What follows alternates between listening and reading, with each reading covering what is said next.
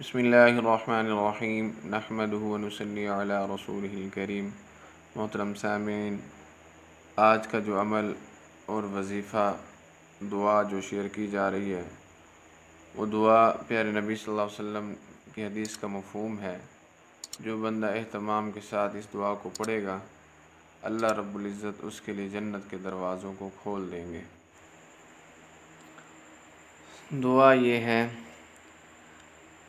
بسم اللہ الرحمن الرحیم، اللہم اہدنی من عندک وافض علی من فضلک وانشر علی من رحمتک وانزل علی من برکاتک۔ اللہم اہدنی من عندک وافض علی من فضلک وانشر علی من رحمتک وانزل علی من برکاتک۔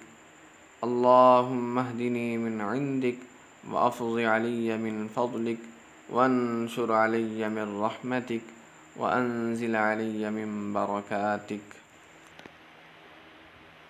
قسم ہے اس ذات کی جس کے قبضے میں میری جان ہے، جو اس دعا کو قیامت کے روز لے کر آئے گا، جو پابندی سے پڑھتا رہے گا تو اللہ تعالیٰ اس کے لیے جنت کے دروازے کھول دیں گے تاکہ جس میں سے چاہے داخل ہو جائے۔